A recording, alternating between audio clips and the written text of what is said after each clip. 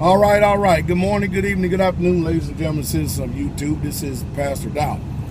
I want to come on here just for a second and talk to you about pros and cons. Pros and cons. There are 7 billion people, thereabout, estimate, give or take a little, that are here on the face of planet Earth. And do you know that it's almost virtually impossible to get any 2 people together to agree on everything that there is in this world? Do y'all know that? Well, I've said that, and I'm saying this for a reason. The reason is this. You know, it's no secret I'm a pastor, and as a pastor, you know, even in our own assembly and stuff, you know, there are things that people, you know, disagree with on, and just small things, you know what I mean? Nothing really big. Nothing that's going to actually cause people to have a falling out. Anyway, you know, nothing should actually really cause people to have a falling out. Anyway, what you're dealing with a level of maturity. That's what you're dealing with. You're dealing with a level of maturity. You got a lot of people who may be old in age, but they just as immature as elementary and junior high school people are, or teenagers. But you're not, just because somebody has a bad experience in one area in life, that doesn't mean somebody else is having a bad experience in that same area of life. That's like the ministry. There are people that when they come across the ministry, they jump in with both feet. They dedicate their heart, their life, their soul to it, and they really get it. The fruit, you know, you begin to see it. You watch the changes in their lives. You watch everything that's taking place. Hey, they will have something good to say always about the ministry. That's just like this Passover. You know, this past Passover, you know, hey, this whole year, you know, there's been things that I preached and teach that has been foreign to many people's ears, simply because Satan doesn't want certain things to come out and get into your ears. He doesn't want you even to evaluate thought, get yourself clear, and even look into a lot of things. But those who are of an intelligent mind and sword, rather than go ahead and giving out a personal opinion based on feelings and emotions and not on facts, but just, you know, you'll have those people that would diligently inquire and evaluate what I'm saying, and then they'll make a decision from there. And I've had it said to me, if I've had it said to me once, I had it said to me 1,000 times, that many people thought that I was really off the chain, radical, and really missing the mark on a lot of things. But they quickly had changed their opinion and found themselves to be wrong after they had did their due diligence, their own independent research and study. They inquired, looked, and researched this thing. And they did this very vigorously.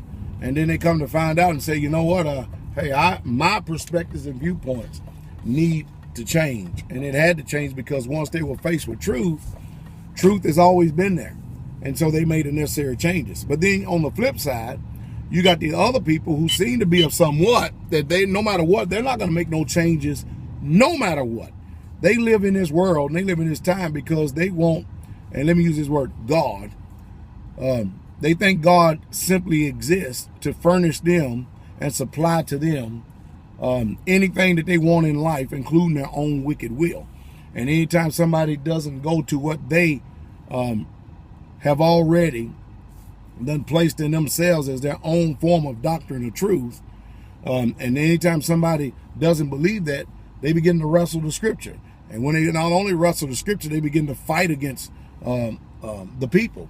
Now, the truth is, you usually find people like this that they'll hold fast to their opinion, and they'll go out and want to spit in somebody else's ear their opinion simply because they don't agree with the doctrine, but yet and still, they will not do diligent research to figure out and to see if the things that I'm saying is so. As a matter of fact, they are afraid of the truth. I'm a man, and that's all I am, a man.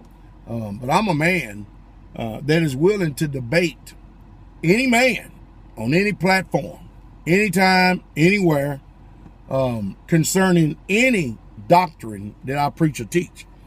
And I think that it could be set up in a very civil fashion. And I'm all for it. And the reason why I'm all for it, because you, the people, that's when you get an opportunity to judge to see who has the spirit of truth and who has the spirit of error. Because there are a lot of people that are presenting themselves as having the spirit of truth, when the truth is they are in nothing but error. That's all there is to it. But you're not going to know this unless you get out there and see it for yourself. It's like we had a judgment at the church not too long ago. This guy didn't make no sense whatsoever at all. He sounded like a Pratt and schizophrenia or somebody done literally lost his mind. But you had those who also have lost their mind as well. And let me give y'all some advice. Don't do drugs. Just don't do drugs. If you're young, follow Pastor Dow's advice and do not do drugs. And then the second warning is stay away from religions, because religion is dangerous. If you get somebody to take a bomb and tie it to themselves and holler Allah Akbar, that's pretty militant. And there are a lot of people that are the same way. And know this, when you find yourself into what you call a debate with somebody that's contentious, somebody that's very strifeful, somebody that's very dullard and fool and stupid, you're not going to win that debate. You're not there for that reason. You're there to submit knowledge and truth to the people there that are listening. So to sum it all up, you're not going to get any two people to agree on anything hardly nowadays.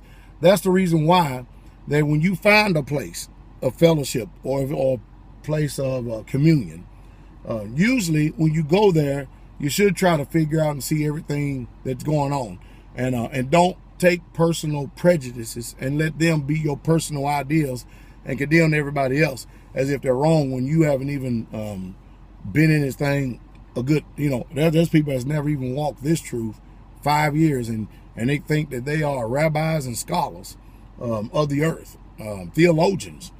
In the Straightway Truth Ministry, we have nurses. We have, matter of fact, a few people in law school. Not only that, but we have people who have theological degrees. People, very intelligent people. We have people that they just about on rocket scientist level when it comes to their mind, and studious and very we have a very intelligent group of people overall. Do we have some people that are lacking in knowledge, that are just not sharp? We have them as well. We have a balance. But I can tell you this, the spirit of truth is there. But anytime you got people that will sit and slander, slander, I can't begin to tell you how bad that the Most High Yah judges slander. And of course, I'm accused of slander all the time, but yet I can't never get in front of these nameless, faceless people. So therefore, I don't concern myself, and you shouldn't concern yourself. If you can't ever face your accuser, don't worry about it. You have a by and a pass, just like Jesus gave the woman that was so-called caught in the act of adultery, and she couldn't face her accusers either. They accused her, but the accusers didn't fare too well according to the judge, and so he let her go because they know it was set up on a false pretense, and there was a lot of things they wasn't disclosing. They was hiding knowledge and flying under the radar in order to affect change, not only amongst the crowd, but they try to discredit Jesus and his judgment because everybody was around listening, and every time he turned around, the Messiah had their rear end. And so they went away, and the woman got acquitted, if you want to use that language, and she was set free. And the instructions that the Messiah gave her was to go and sin no more. So, I don't too much worry about accusers. If I can't face them, I don't worry about them. Because that's all it is accusing. That's all that it is. So therefore, I don't give it too much attention, too much credit, because it's not even warranted of my time. As a matter of fact, there are a lot of people out there that's just simply not even worth my time. My time is valuable.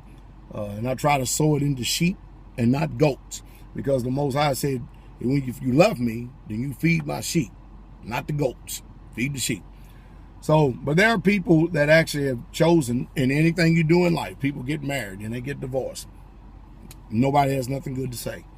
We go on in life. People go to churches, and you'll find people that they church hop. They never have roots, but you always hear every time they come, You can always hear it. They always have something bad to say about the churches that they have been to in the past. And then you give it a little bit of time, they leave and they do the same thing that they done with the churches in the past, which is slander the church that they were last at. And while they doing this, they champion themselves as the epitome of righteousness. And very few people have the discernment to understand and see that these people are nomads.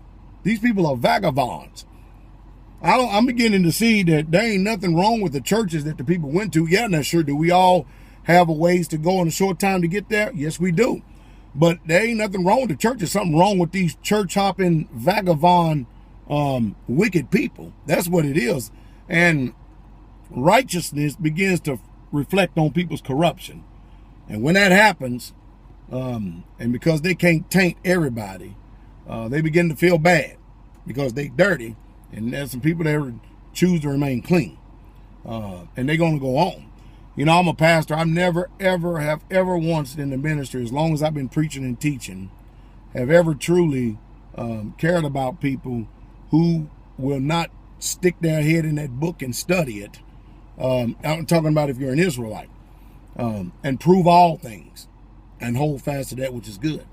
I've had few people.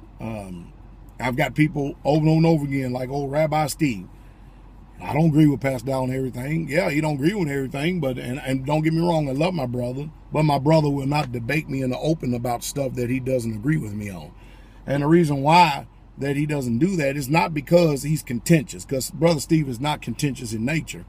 But I try to teach people over and over again, when you throw blanket statements out there, you don't agree, and then you don't begin to tell the people why you do not agree. And then if you're going to sell your point of disagreement to people behind the scenes and stuff, then you should be able to sell that same disagreement out in the open so that everybody will have a choice to make, because there's two sides to every story.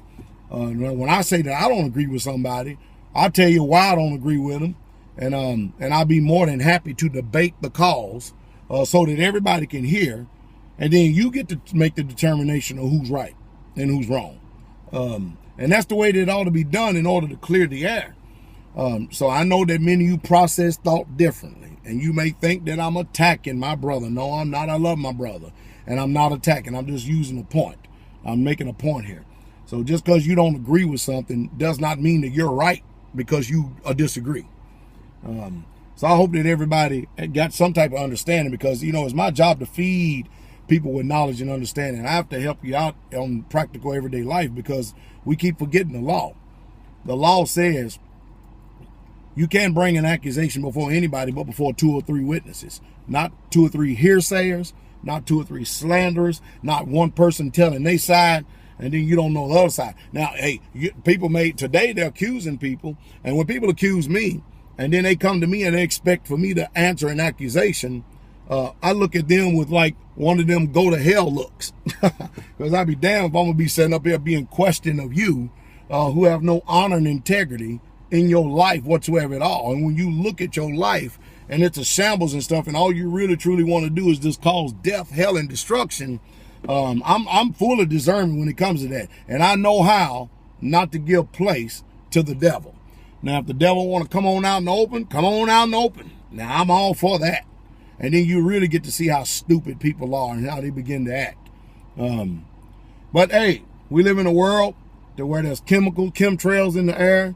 There are pesticides, herbicides, and everything else. And people have done so much drugs, come from a family of drug users and stuff. The brain cells are stomped, and it's hard today to even get anybody who can actually even think rational. You got people today, they want to be preachers, and they're felons and drunks and whoremongers and liars. And what kind of doctrine you going to get from people like that? What kind of doctrine you going to get from stuff like that? And people still believe and still live this way. It's amazing. Know them that labor among you and admonish you, especially those that owe you in the Most High.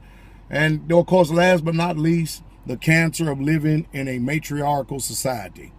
It's just bad, because the fathers are definitely not ruling.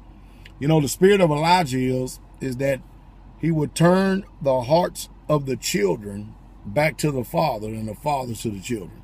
But we don't have its spirit nowadays. We have a bunch of fathers who abandon their families, a bunch of fathers who desert their families, a bunch of fathers that are just lazy sluggards. They will not work.